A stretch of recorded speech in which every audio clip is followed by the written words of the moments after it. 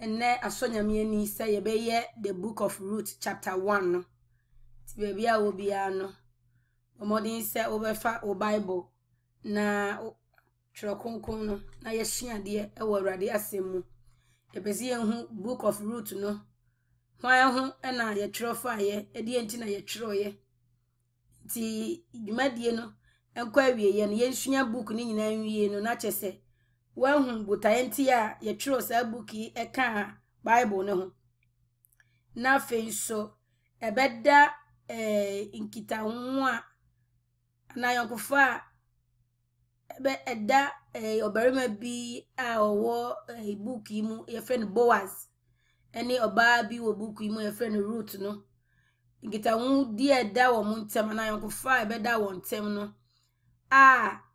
odi ba yen New Testament ana pamfoforo ni mu a ya pamfoforo mu mai dwumadie edi anase ntiase a wosi yenya se de ebeda ayonkofa anankita odi ebeda oba Ruth ene obarima Boaz ntem no eti se ye na Awurade Yesu Kristo ene asafo no eye asori no wo ya asori me so me ye asori afen so yenwie book yi yebehu se de Nyankopon osinam ekwan a eboro nipa enti ase so na odi ma ne botaye bi ebem nti book yi yenti aye be kan no yepese yehu de yenti aye tro book yi eka book of Ruth no ye tro kan Bible ne ho afi yebehu kitahudi eda barima Boaz a yebetene ho asem free chapter 2 na ekosi 4 ne yebetene ho asem no yankofa na de yebeda oni Ruth ntem no etise Yesu Kristo ene asafo no anase New Testament apamfoforo mu mai ye memory verse ana ye key verse wo sa chapter yi anase wo book yi mu a ye pese oba bia hutini ba bia wo ya safo yi mu na hutini ba bia wutie ye utimi echigu utim no Ruth chapter 1 verse 16 to 17 Ruth nwoma no eti ba kon imudu nsia ekosi do ensun no watro se na Ruth ka se nshamise minya wo ho na minya wachiri die insane nko na die wokro na mekro na die uso na meswa die uso na meswa uma be ye me man na wo Nyankopon aye me Nyankopon die a wo bewuo na mewuo na eho ara na wo besie me Awurade nyame ye ni ebi nka ho se saji owuo na betete me ne wo ntem di awutifo man na ayanchi quotations Ruth chapter 1 verse 16 to 17 yanchingu yetim abeboaye na yesu yetimi ni yen daddy Jesus atentam ewo sa kwan no eso wo hwe Bible ni mu ana atro kunkun mu a yewo nwoma mienu ana books mienu a emadin eneda eso na de edikan yewo Ruth nwoma no ene yewo Esther nwoma no enti wo ye nchreche mu no ye edikan esua Ruth nwoma no Ruth a oye ananani ba ana hoho ananani ba osum Israel Nyankopon ewo Jewfo emam na Israel mamu enti ye wie Ruth ya yebeko the next book aye Esther no Esther nso ye Jew ni ba osum Israel Nyankopon ewo ananafo asase so ananafo mamu enti ye hwe man ya omo abrabo no ase ebo ebra esanse ba ko ye onanani ena obesum Awurade ena ba ko enso ye Jew ni ba osum Awurade wananafo asase eso ti ye ba be share the book of Ruth nene no ye share chapter 1 na ye ede atoto ya brabo ho ene Kristo ene mienu nso akwanya anase yonkofa da ye ni Kristo entem se ye apamfoforo mu ma ana asorifo me kan Ruth chapter 1 nti fa Bible na yen kan na enna a atemufo no bu atan no mu no ekom ba asase ne so na obarima bi a ofri Bethlehem a owo Juda call se orikoti na Moab asase so aye hohoho ono ne yere ne Mary mabenu obarima no din di Elimelech na yere din di Naomi na ne Mary mabenu no din di Malon ne Kilion oye Efratifo na wofri Bethlehem a ewo Juda na wodru Moab asase so na wotena ho na Elimelech Naomi kunu no wui na eka ono ne mma benu no na woware yire no Moabfo mu oba akudin di Opa na oba akudin di Ruth na wotena ho beye mfie du na won benu no Malon ne Kilion nso wuwui na eka oba no nko ne mma benu no ne kunu no achi ena osore one ne nsinom banu no se orisane afri Moab asase so aba efri se ote no wo Moab asase so se Awurade abehwe ne man na wa ma won aduane na ofri die owo ho na ne nsinom banu no kan ne ho na wosi kwan so se orisan aba Juda asase so na Naomi ka kire ne nsinom banu se munsane nko munanom fie Awurade ne mu ni ne yie sede mu ne awufo no ne midi no yi Awurade mma munya atena yie mukunu no fie na ofi wonano na wo ma won ne susuin na wo ka kire no se da bi ye ne wo besan akọ wo manfo nchen na Naomi ka se mema munsane aden na munne me bekro ma Mary mada so ewo me yem a wo beye mukunu no mema munsane nko na manyini dodo se menya kunu se mese mewo enidaso na menya kunu anadwo yi a na mewo Merima mbo a mo betwen won akosi se wo benyini ana mo betena ho a morin nware ana dabi mema na mena awie me bone sene mo efri se Awurade nsa afri adi mi bone na wo ma won ne susun bio na Opa fe na se ano na Rudie obata ne ho na oka se hwe ukra asane ko ne manfo ne nyame nchen sani di won wukra echi na Ruth ka se nhye se minya wo ho na minya wo chiridie misane nko na de wukro na mekro na de wuso na meso na wo man be ye me man na wo Nyankopon aye me Nyankopon ne wo bewuo na mewuo na eho ara na wo besie mi Awurade nya mi ye ni ebi nka ho se ji owuo na ebetete me ne wo ntem na ohunu se wawi ata so se one no bekro no one no jan kasa na won benu no nanti bedru Bethlehem na wodru Bethlehem no wonti kro no nyina ba otwi na waka se Naomi nie na oka kire won se momfra me Naomi na momfra me Mara efi se twere mpon ne mi adi no no se be call no ma na Awurade di mi hunu na aba adan na momfra me Naomi na Awurade abua me atin na otwede mpon ne mi adi no boni se Naomi ni na se Moab ni Ruth sane free Moab asase so bai ni na wodru Bethlehem no na wafri atoko twa ase amen nti Ruth enwoma de dikan no eno na yakan ti won so bomoden na kenkan de bia wo kan no na emu aba no bebo awura o ye hu se Ruth Moab ni ano ye Naomi asew Naomi na oyejiu ni Moabufo no ye mamu history kakra Moabufo no omase ana omase ni mu omase efri Lot ye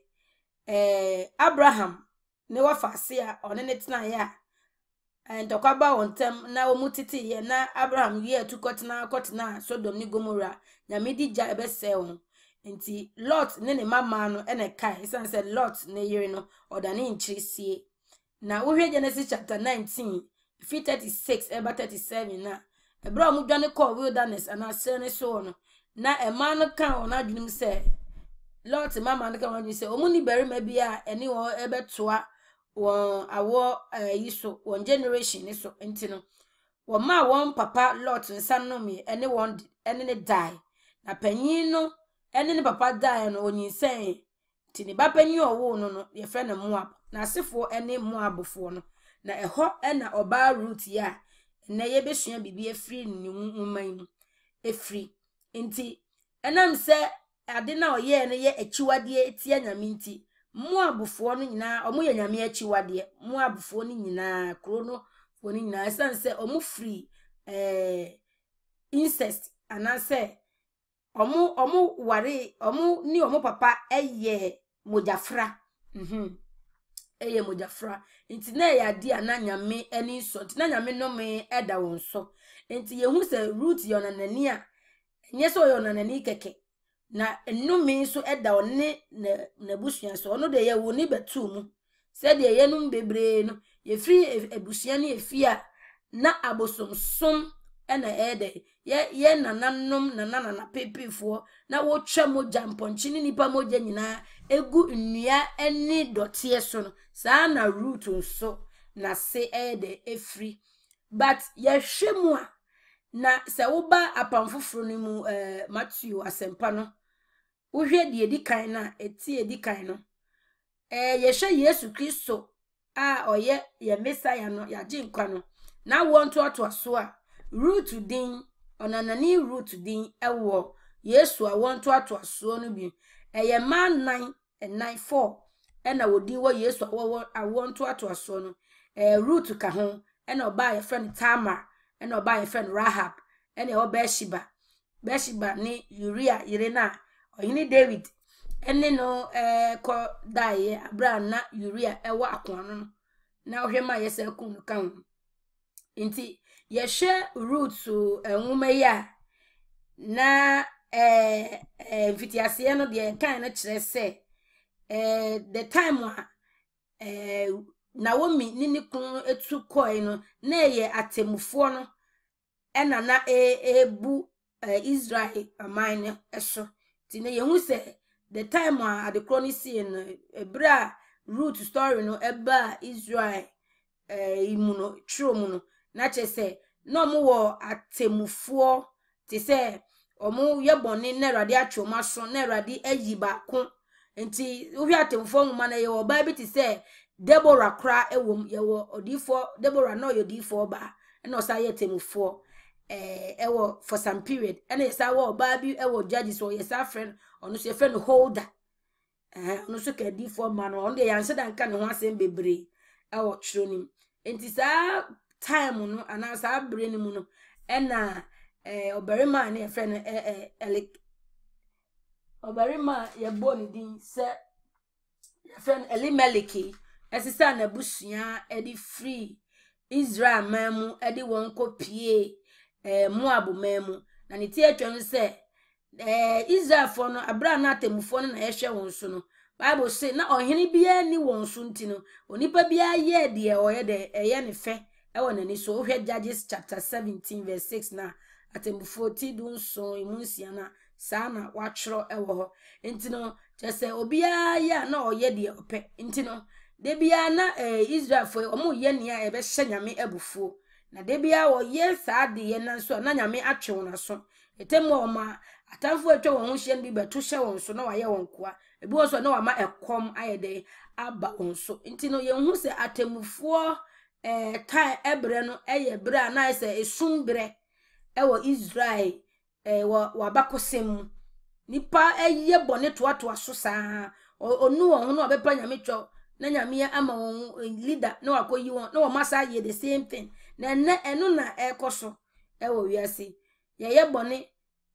ye nwuche ye bibia ni akodi wiasefo yechi na ye no akofrafram ni akoye niense ni azabe pacho saa na se ya brabo no akoye saa so na saa ayibre na esumbre no na etie ewo Israel ye bone na wapacho na wo refi wo se nyame dia che na wasan ni yifo no asan akoye biem ti ye hu se root story esiye abra na ekom aba Israel fo aye bone na nyame twe na so na ekom ayede esi ewo ho ti ye hu se Elimeleki ofri Jerusalem Bethlehem ewo Israel ho ene a story no estati anase shase efriye na ye hu story a ye besue eda story ni nyina tofa no kire Yesu Kristo a oye abusua mu jefo ema Jewfo no eni amanaman nyina Yesu Kristo a oye abusua mu jefo saa na Boaz ye beti ne ho asem efri chapter 2 ni kono eye obi a Naomi ekwo won twetwede eni na abusua ekwo won twetwede afede ekọ bone obae no ono ni Boaz ni abusua mu jefo a obetiw Naomi anim last minute wa ma Naomi amfa reho anko wom na emum okowu no na owo anigiem obetiw nanim ebeyi ni free saa areho na otom saa nso na Yesu Kristo eye abusua mu jefo nti wo hwe Revelation wona Revelation chapter 5 no say oka kire obofo ne ka kire John say mabunto yem Juda abusua ku mu jata no oye de ofata se otinso no ano nti yehu Boaz ewo the book of Ruth say onini abusua mu jefo saa nso na Yesu Kristo nso eye abusua mu ejefo New Old Testament stories ni nyina from Genesis to Malachi ni nyina no eda Yesu Kristo a na oba beji Jewfo no na mpo abeso amanamanfo ntino say yetie yekwa story yetie Bible yetie nyame asem na about all these old stories na way ma was send ne all church no etimi be link e di asem ebesi Yesu Kristo a na oye Messiah ana agenkwa oba ababeji wiasi nankwa ye share characters womu a root story womu a ye hu oba root Naomi ye Jew ni ba a otu ye efri Israel ni kunu na ekomunti omudwane nyame asutwi kakra punishment kakra was omoje nyame correct omo on the ompese ye be correct no but nyame di community no na enso wa mpenisa one ne kunu de etu ye hu Elimelek nso one ne yire na sisa won ho omo so ono so ye Jew ni sa Bethlehem oye de otu kotena Moab enti we ya disua de kakra mayen se ma ye na ya ware no etem wa ukunu the decisions bi baba or the suggestions bi baba odofo oba virtuous woman oba they said Proverbs 31 kan oyirepa so wo oyirepa anya se ukunu oye ukunu nti okan ya ahirire na de akire isan se memo ne de temwa they act on instincts but ye man ye abada ye anyame se de wesi aye yentin yetimi did so twinko akire ehu nia esusanso ana niema bi ebetimi ade asi nti invite preocupe entu ni ukunu achi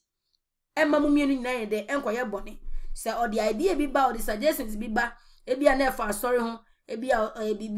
bibi esi wa sorry bi o ka presbytery ho bibi esi wa sorry de abufo beba fie oba ye eman ye na wose ye kan o makoma ye de eto wonyem oni osofo anyasem oni asori pani bi anyasem oni whatever it is no o de abufo ba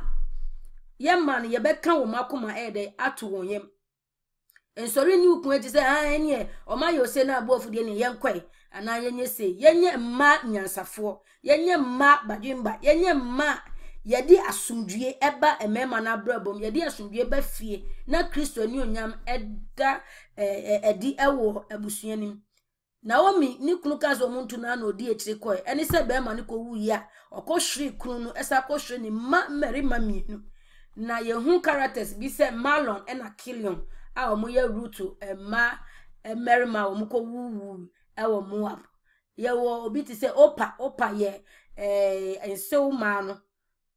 baako ene ye wo Rut onu so ye enso ma no baako onu na oka main character no ehun ye main character no ene ye wo Boaz ne emame eni odwamanfo Rahaba na Jericho abra Joshua esuma ede spice minu ekọ Jericho se omunko spy kro no nhwe se ombetimi adi so ni ade a ono ni dwamanfo na oje 2 spice no ede omukọ ofie ekobo ho ban a ohene no ba ho twa ntro se na omukọ dada a ode omufo antopia na chi esi fomo a enu nti no omune ni benya apam a omu se kro no man se Rahab ne nasefo no ni mu Rahab dwamamoni ni mu ena Boaz efri na ni mu enso na ohene David efri a Yesu Kristo nso ewo saa awo entoatoaso no. Hallelujah. Nti yehwe butai ben ena anase ade ben ena the book of Ruth ekire de ade pa esuade ben anase de na ebeda na de akire de kan se the book of Ruth no eda Nyankopon ne do anai said ye osi dwen onipa nyina nipa nyina said nyame esi dwen nipa nyina ho esifa sanse ye hu oba Ruth a oyona nani ofri omanya nyame no me da wonso nanso nyame eyi ono onanani no se omeka Yesu Kristo ohotini Yesu Kristo a oye wiase nyina age nkwa no omeka na wontoatoa so na snimu ni bi ye hu se Ruth ono no ye ohini David ni nana ba a oye Yesu Kristo ese ni nana pepe enti ye hu se saade ye emayeti ase se Yesu anase Nyankopon na yesum no otimi anase wafa ye amamamufo no na wafa ye se eba wa adopt ye wafa ye se eba na wayi yen afri wiase a enam ne doba Yesu Kristo moja no ede na hye ode yen aska na busua no ho inti ukan Roman fo enwuma na osmafo Paul ka se mo ananka kane na munye ma munka ho no ene wa yede moja no ode mo yede ahye mu bi wa graft ye in ode ahye adidifo ni mu bi te ne yesu yetimi efiri se ye nyame ma saa na ode ye Ruth inti uhwe book of Ruth na eho na ode saa de na start se emfa hu ode start Rahab so ode start Tamar so se emfa hu se nipa ne ye onanani emfa hu se nipa ne ye de eye onanani se otew ne ho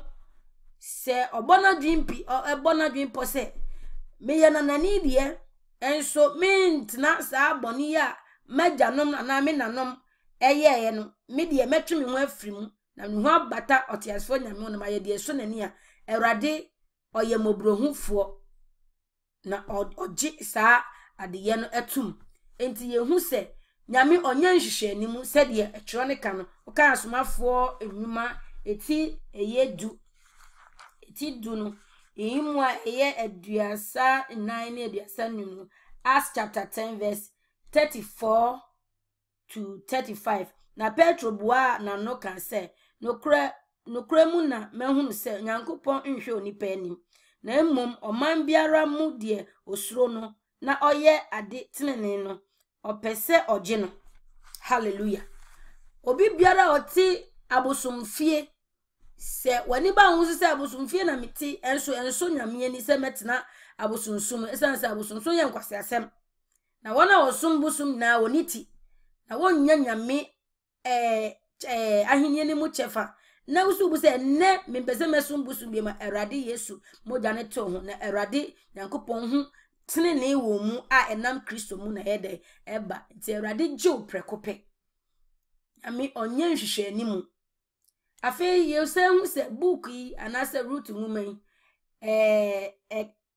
chere the last chapter no ebobo Yesu Kristo awon to aso no ema ye hu say ebobo ade besi say sa ohini David na senimu anase ohini David root ni Boaz mu na ohini David dey free. Afe so ye hu say root eni Naomi wa yonkufa obenya ye no on relationship na de be tawudi e be da won tem no sa roota or brain once ye committed say emfa huni de be si wasinkete say obeye obesum Naomi one ne be nante kosi Naomi wudem na mbo be be si Naomi ne yensie no eno nso ekire ye ade say ye nyame Yesu Kristo ne hunam akwa ye wo asase so ye represented ye gina ho emma Yesu anam sini ewo asase so anase wiase ye ni wiase han enti ye wo se yenso ye sinkete ye boya dwene pose yenso ye ni wiase entwi nkonua kro ye committed to Jesus Christ. Root now ye committed to Naomi ti yenso ye committed to Jesus Christ. Esan say ye ni Yesu Kristo abenya den ayonkufa a enam ni mojanim na ye de eba enti owu mu oisu mu ye wo bio ye ni bio ye besum Yesu Kristo akosi ye nwudem said ye root esi sankete no afa ye hu say Naomi abrabo from chapter 1 no ema ye hu say Nyankopon efa ade a aye nyonyonyo abrabo a ejija aye nyonyonyo na fe ni aye nyuno aye tan nipa nyina say na ba ni se no ofasa ade no na wasesa no ade abeya ade a efe ahye ne ho anunyam enti Naomi o say mamu mfrɛ me Naomi mu mfrɛ me Mara me ne me adi ne nyonyonyo na awieye of this book ni ehu say nyame ebefa ade na aye nyonyonyo no a ohu say nyame no adi ne nyonyonyo no ebe hye ne anunyam afa ye hu say book yi so no emu no ye hu gita wodi ana eye beda ayonkufa beda Boaz berima Boaz any root entem no se eye Yesu a na oba beji ana se ogina ho se ogifo emma asori Yesu Kristo eni asori enti Yesu eye ogifo a wagi yen ya ye nyame manyina ye na asori no wagi yen ti Boaz ena beji ebetil Naomi anim ebeji na busua no esasi hobiem ti ye hwe chapter 1 no enti no ye no na yakan ye di kan yakan me hu say chapter 1 no starte wo say watemufuo time no tamana atemufuo no nyame yi leader one way or the other na odi omo adi omo so omo ye boni a na watwe omo aso ene de kan ne hu say Elimelech efa ne ma mienu efa ne yire edi nachi edwane ekom a na ayede esi ewo Israel na ekom so na eye kwan a nyame fa so de twene maso ekom o mekom edi won mekom basas so odua bibia se bro din o ma bibia embo ema won tin wo se kokọ ahunhia mu wo ho papa wo ho hiahia na o de twe won aso sanse wo hwe 2 Kings chapter 8 verse 1 na Elisha difo Elisha ebo oba okunani no bo no kokọ oba na o hye ne koma ne wo no o ka kire nse fa wo ni wabusua ne ofidua mu free na mu kotena ba be foforo na Erade de kom eba asase so eba jufo ya asase so for 7 years na afi inson entina de se kom yade a Erade edifa editia nyame ma ewo Israel no abibia na ombetwe mu akoya abosomde ye no wo Jeremiah 16 verse 3 to 13 so a ehonso sa Erade edi ekom etwe won aso Ezekiel chapter 5 verse 11 to 17 so no so sa nyame edi ekom etwe ne ma aso. Hallelujah. Na eno enana de ye freno Elimelech wo antiase da wan onim de enti e wo se ye de twe na so ewo saa kwan no eso. Praise the Lord. Hallelujah. Nti yetoa chapter 1 isui yehu se Elimelech enani wosenka okọ Moab asase so. Esanse odwane ye no ofiri ho se osese na busuye koma banti ene ye ntuntine na ye nkọ ye nimu. Adenti ena nyame enam saad no so etinetimu se maye boni atia no ufiri nim punishment nim na ufiri sa atinetine nim na enu osenka ofiri ho. Eradi atinetine kwan of faso tinetine eye sense obekwa akotena boni wiase na wawu wo boni. Nti eradi asase na eradi amakom abaso no na eye pan senka obetena so dan se obekwa akotena Moab enumi da won so a omo bibia da won abem no. Etere bia ye wo nyame mu ubon se wonnam ahochiri bi munnam but onafufo wo hwe onafufo omo bo omo bra biara omo ye ne eye o mani so fia bibia ekoyie ma omo odofo ye ka ahye unkuran se eye se nyame wo befa saa adeye nim na ahye wudin na to didie mu na nyame enam so apejaw dan se wo be kan se ube gase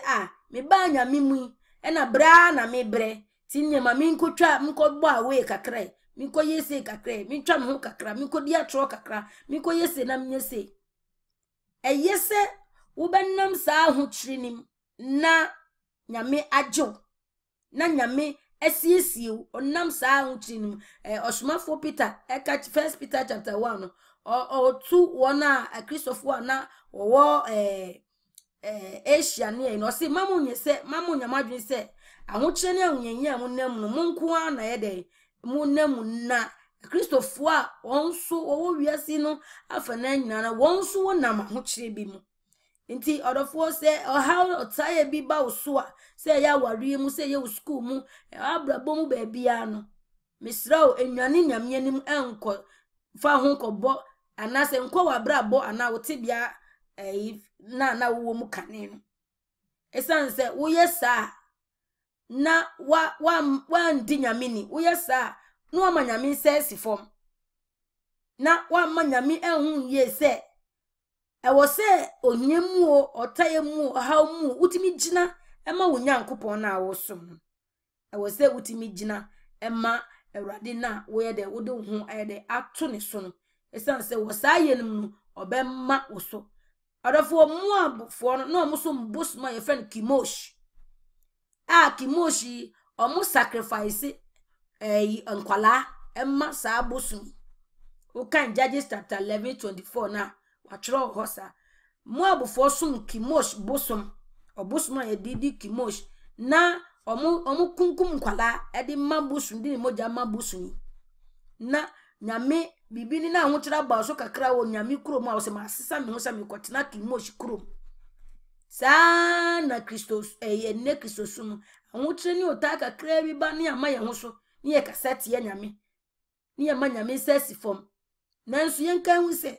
wo sa ahochire nim no ahochire no ema wo unya sa perseverance utimi ehye ho din utimi ejina kiti se no masin kiti fa ho ni de beba bia no magina mu ama Awurade na saye no bo sa ma ugidie so aye den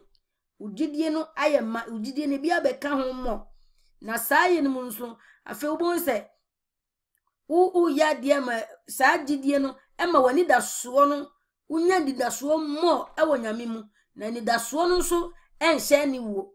ani da so no ma wo hu Kristo na ni onyam eni ni tumi. Enti yehu se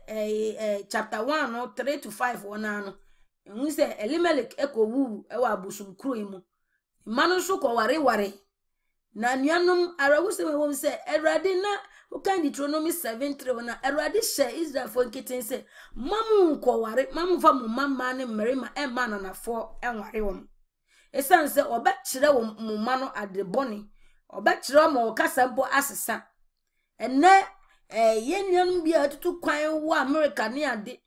tina hwema ne omuma ma ne mema ware ananafo a wonim Kristo nyese nanani mpo onim Kristo onim Kristo ware African Americans ni abravo wonim Kristo abrabo bia wo pe na oye na saa adiye esia uhwea edien daachi papa ben na wo homa abafra no se uhwe no ma okọ saa tebia ni abatan ye watemu ye wanu ye bi yi ewo ye ma no ho esan se omo ya achede emma ya achede maye na achede bia nso ye achede bi frewade ho ba bia nso eye pe na ode ade eye pe ma na wo ye no wanti mi ahwe so ye antene no nyame mu se de nyame asem ka se kira abofra kwaye wonfa so nyina wan free ho na abofra ne mane free ho a obeyi ano a kire Kristo nti mrantie no ko wu wo ho mrantie no omuko wu wo ho omko ware ananafo no omuko wu wo ho na Yemaya 13:23 to 25 so ka ka se Moabfo no ma radika jo Israelfo se ma mumfa mumma ma wo mo sanse wo ba kire omo ma omumfa mumma ma Amon ene Moabfo no ne no me eda won so na wo ba kire nyame ma no kasa omo kasa emma nyame ma no de ombeti nyame so etua nenso enam se Naomi ene Elimelech wo dwane nyame nti no on ba bi okowie ene nia wo hwema wo ma no ekom ene de to ti eho ne hu se de afi de ade boni de eto Naomi se afi kunu ewu na afi ne mamie nu so de ahwere no ti u dwane akopɛ de ye na afi de ebeye me beye den ene me bepe bibia akodi ene meye den enenam eni se ye nuanu ma ne merma enenam Kuwait ne ye ebi wu everyday bia ye be hu Facebook no wu odofo mentu kwan anyame nsa anim mentu kwan anyame ma go ahead say ye den ko wo seek the face of God no mane so da ye bi ma omo ni so ade hu bi ma onkasa ngu wasum ansa na obetu saa na mo na watu na wakwa akɔhye saa baabi bia na enye nso a orofo Ghana enye hu se uko obi bete okrona ti yenye ne yenko yemanso na yenko pe bibi enye wo beta se obeye nko wo wangasa wo manso bi asundwe wo mu dan se bukoko wo obi manso nkremo fo manso mo nim Kristo na chimode honhom abusuntu mi na ehye won krama queen of the moon ana e de eti sankrofo ehye won so wasisa Naomi sisa ne makọ Moab ena omukọ wu ho edin a ode to ne ma no Malon kire se yare sick yo yare Kilion kire se pinin dey ya kan bibia hye ti di bonia enne Christopher ma to Christopher abusuafo to din ya to o madin a edin a wo bo emo edin a enni ntrase bia edin a ntrase ni Kristo mu eso ofre won Christopher yesua yeni atia ma yeda yeni nkata yeni atia ma yeda yeni nkata ya be for foreign coaches na mi hu ye mopo edin na wo mi ne ede ni kunu de to ayu ena omko wuwu ho no nti ye hu se ekom eba Israel na Naomi aduane se esa abusu wo Israel na Naomi etiye no osemesa komachi na o ka kire ne nsunu ma no se munko mu maame no ho na munye munko ye na Erade nshira mo se de mo ne mi atena ne me ma o mawu no so atena no Erade nshira mo na saa bre no saa de ye na wo ka chom so munko no hu ma de ye na opese omu emmeki saa decision se omu ebekọ akotena abosumsum na omu wo mu se no no mo pe hona ye yi omu free ntino so mpese omu tenam na wo mepese omu emmeki saa decision no ebre dru se nyame ma ye make decision ye si adwin airport ye si adwin kite se me ye hotie ni ba me ye gidi ni ba saa brabo a ewiasefo ma ana wona wonim Kristo ana wona wo ye kosiama kwa Kristo so mu ye me nye bi me ma wi ata so se me ni Kristo ena bebo enu nti wo mpa ye nyina no wo busa Erade se Erade die na aka me se wo hu nyame enu nyam wo abrabom ahotie ni ba wo so da ye na niema ekono enye wo nti wo konkon ni je se bibie ni wo kire se nyame bi ni wo ho a enya na wo se ohwehwe mu na hu nia ekoso ewo wasetena mu na Naomi pese omo make that decision no omo tena so ndwindwin hu se ye ntena sa no mi mu na ye ni Naomi achi nti na o ka twa se mo ntena mo eyi mu se mo pa mo ntena mu na opa de na wo hu se otena mu a ho de beboa no na Naomi mpese omo ebedi nachi abara omo nsinkete se ampase Naomi nyame na ye de ompese omo so no odofo ebia na obi na invite ba asafu mu Kristo na wedi nachi no aso na wokọ no ebia na ayarese bi na openti na akoye ebia na ogie bi na wopa ma wo ba o yare ana akọ na bi odwuma enkoso tina ukọ bompa na ukọ osofu bi won bompa nti na wabedane Kristo ni but unya meki wadwene unya nsi wadwene pose meni Awurade nante me suma Awurade akosi mi wudem me yi abrabosu ni de anya bi afri makwan mu na nyame ehu mi mobo na no enene yesu afri se na Naomi pese root ni opa emeki wonadwene se enye se bia mase ba nti na mi ko Israel mi ko Jufom na emum no me pese ne Nyankopon ye me Nyankopon enye se bia wukru na ba ware ode ko sa asafo ye mu nti na wabe Kristo ni nti ne ye mu nti na me se ya ware na de mba nti no na atimu anso tinti bibia anything goes there bi e wo se usinkete se wudi be ma na chi ene impo no wabe hu Kristo no wo som ne sei ya wadwin ye po wadwin po na fefa wo kra wadwin wo na mususu bibia sum nyame ye na mogwahu Kristo ne so mfaso na wahu ne tumi ne wuso wie tumi no na wahu ne nkwaje ewo abrabom na fe oba wanye yiraba esense bebre na no mo ya asore kofo so wonim Kristo akwa kwaji sof mame gina bia nyina akogina dickness fo ne meko leader gina bia nyina so wonim Kristo ti wo bo abrabo biara onamaso ni mu anam so watena mu achenti ya mani post arafo ba sa na wa abrabo ne tina wonsi nkete bia enani odombre enani kwaje da se wo be ye sa decision no se afei de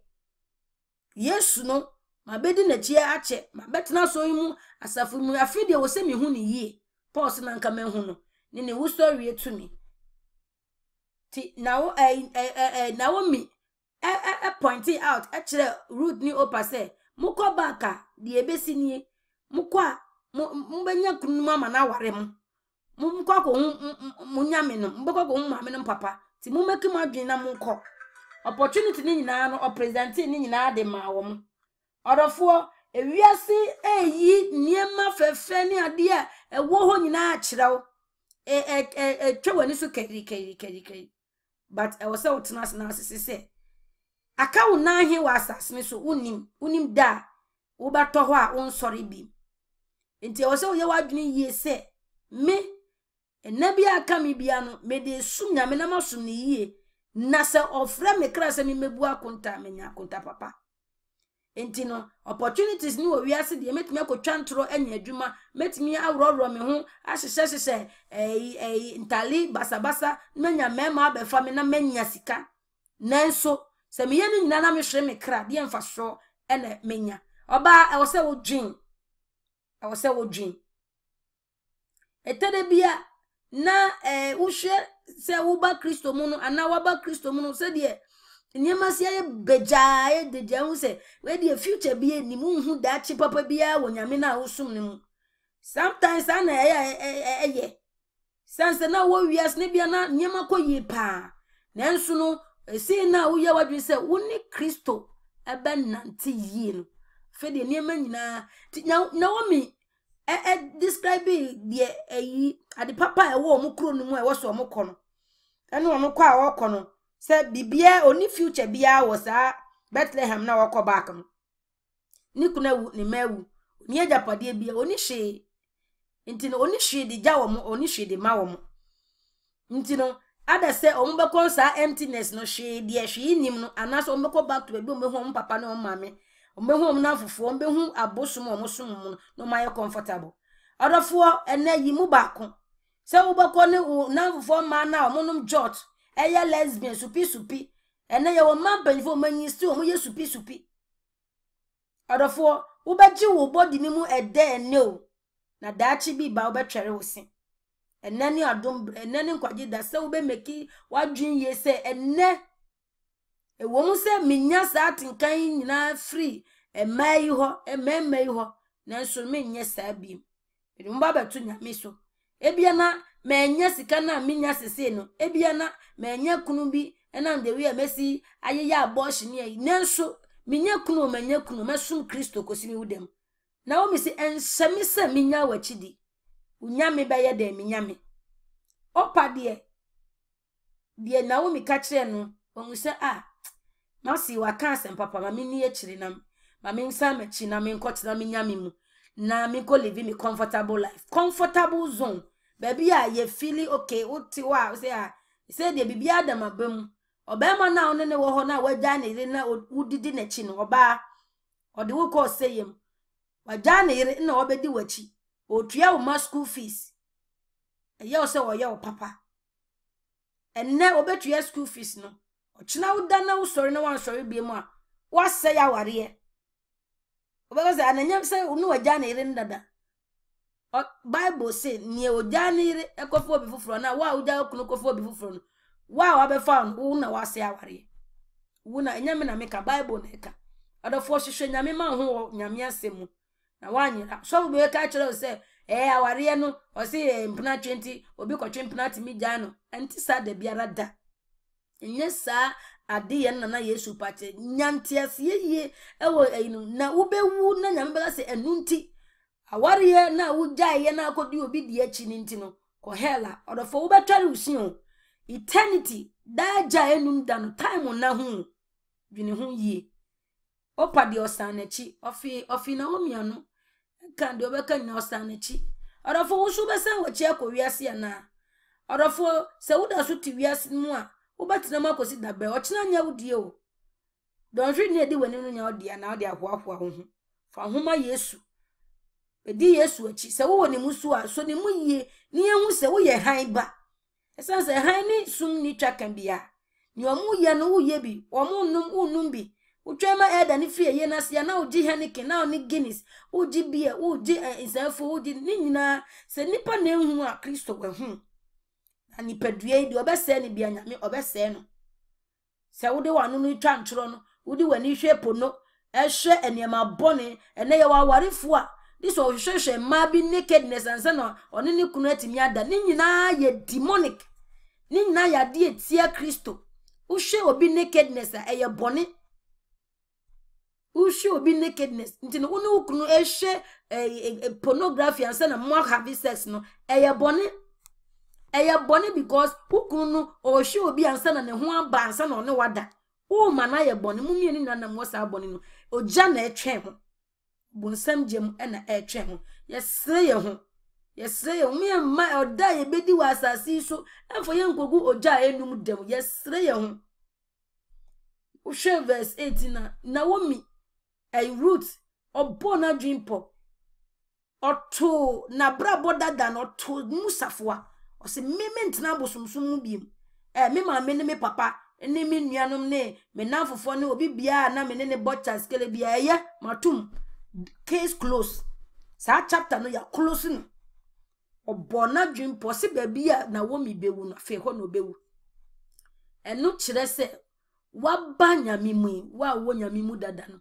nuanom ma wo se ya brabo dada no ye tumu safoa ye enyafi na picture bia na uyiyi wo hono de bia sori na eno aneda wo profile wo Facebook any WhatsApp ni de bia na wo hwe Facebook na mbo live bo de bia na wo hwe wa brabo dada na je se wo pese wo nkosa abrabo dada ma de na wo hwe wo frimu case close case die watu egu achi na uko wanim na de bia trousers ni no wasisa akoshe close de bia na we no ahwe kakra na de akoshe de bia na we no ahwe kakra old pictures na de bia apal na de bia na wo hwe no bia na benya frim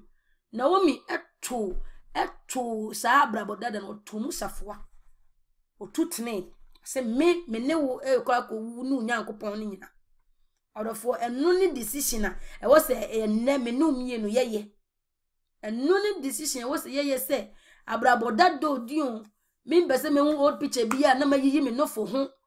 ma hye nyama atare ma keka manu ko de se Jezebel mi mpese me hu sa niema ni biem se me ye nipa foforo eniema dada ni na twem ama me niema nyina ya foforo enti foforo de na wo hye oba foforo de na wo hye ti ye hu se ye be hye steps kakra wo hye de dikani se accept Naomi ejitum root ejitum Naomi kwanya na Naomi tu no ojitum se one na be de ebe ko ojitum nti okache se me ne wo beko nti de dikani se ye nyina ye be make ye first step se ye be committee ye be tu ye be ye tu ho ache ana ye be tu ye nwasi wo ama Kristo se enkwagye kwan a yesisu ye nsan ye chi biem ye mon kompengo he ye chi biem o se ye accept ye ditum sa se ye committed ye tu ye nwasi wo sese de dikani se abide de toso no e se abide fe Naomi se magia root se magia tum se me ne wo kwede ene baabi a Naomi wo kono wo kotena no ho na me mede metena enti se wo ko settle baabi a wo be ye stable orofo ya ji Yesu Kristo atumi e wo se ye pinko ye nim se afa ye be ye stable ye be se full stop dina ye bi ewo ye ne na yonko fanim ye ma ya din ase na ye wo Yesu mu ochina wiasefo kwa ne ye di akire nsa ye timi obi ti abroche timi di sika mabusuafo se omu kwa ya amamre omu mfa nko na ona wo sponsor amamre na omu koye no wo Yesu mu ana wo hi obi so ye hima okọ asori oye dickness amamre bi ekotwi ko bata wa infio organa ni nina no oka hu bi enti no wudna Yesu mu ana wudna hi you are not abiding in Christ there be ena de toso ye align no chese roots any Naomi no or de ne hu or align ne ho chese or de no be gina root Naomi gina biem se baby a wo kono kwan ya wo be fa so e ho na me so me de me be fa so me nkrofo ebe ye me nkrofo na unyame nso ye de abe ye me nyame de ye problem no ye wo ha no be ye me ha baby wo gina bia be ye me gina bia nti ye ba be hwe sa alignment na root ye no sa root nkrofo root akwan root gina bia na wo ko gina mu ewo Israel hon any root Naomi problems na root aye na ju se obema na aye den abaye ono ne de di kan ye root Naomi nkrofo root align ne ho che se ode ne ho si wo se Naomi masiba Naomi wo nkrofo no mbeye me so me nkrofo na unyame nso aye de aye me nyame afa ye hwe root Naomi akwan preset root ese root oka root ka kire Naomi se Naomi me ma me Naomi afi didie bia okram bia beye me so me didie unyankopon no obeye me nyankopon ba bia wudi udidie ahye unyankopon no mu bia no eno na beye me dia odofo ebre dru se wonni nyame ma ene etubom enante enye se ukodi konkonsafo lemu kakra na aze mbaibofo so kwa na di mu kakra na ife odifo kwa na tokro ye frefo so a Ghana Association na wakotenem hwan association na wakotenem nkasa nywani association bia ba bia mukwa nsema ekoso no enso nyame anunyam enko ho root se unyame nkrofo be ye me nkrofo wo man be ye me man unyame aye me nyame ugidie aye me didie enti yenso ewo se ye de ye hu ebegina nyame asemu yie nyame nkrofo mu yie position say ba bia Naomi bekwa akotena bia no root say ho na me so metena enti no wo so what o so ugitum say no wo position no wo she Kristo mu wo kan Colossae 4 mati edi kana Paul say we are complete in Christ ye ma ana ya shema ewo Kristo mu bibia ntouch ma wo ye nipadua mu say because Yesu Kristo no wa ma ya ye pe ewo no nanim problems yedi woni problems Naomi say owumu o enkwamu o ohamu otamu menewo na yede kwaku menewo ene baba in fact okantam kraka ho yensu ewo say yeni Yesu Kristo kanten say Yesu ye twa me mene kura meka no kore akosimi wudem Yesu de eye unyame adwuma no se aka me dan kura aka me dan makura me ne nyame nkrofo beche me ne nyame ma won na ahia won me ne won nyina bedi nye nyina atwen ebre papam hallelujah enti ehun se Naomi eni ni obai edru Bethlehem no na they could hardly recognize the almost say Naomi nie omubusa say is this Naomi nie enti ehun se okotena Moab no kura na o say okotena ba bia hoye no tu say eniema ankotwa ye wo ho nti oba no kura say nipadua no kura na nim dua no bibia ye de asesa okono say osesa potomanto ni niema e but oba no ne cloth one any bag ba ko bi na say ekuta no odofo say want na nyame mu ebre emu ya den ne yi na ukodi wiase achi na last me we wadwe say wo ba anhwe na obonifo na ma o chance pam wa ma back no akwakowu atitini akowu osa o hauni nti utins abrabo okobo ewo Moab no kra de okotinam se ngo okope yin kra no oba na de abrabo no na di nyunyunyu wo ho wadani kunani manso ede awu ti enu so emma ye ehun se Naomi kono na ode nyame mu nyambi ena ekọ okuta nyame favor ni ade nanso odwane nyame atene na oban ode enwono se ye free nyame na ase a ebia wo free ase na de na bia nyama beko you but de Satan de be ye wo ni mu no ahwe no wanya akwanya ansa ma Christ mu bi ti yesre ye hu se ye ntena nyame na ase ntena Kristo na ase nkosi ye wudem Naomi si mamu frame Naomi bi mfra me Mara sansa nyame ni me de edi ni nyunyu afi okono na wahema na okuta ne niema okuta ne luggages but oba no na okuta oyensa pan eno so ma yeti ase o kasa no se wanfango she Satan wanfango se bonsam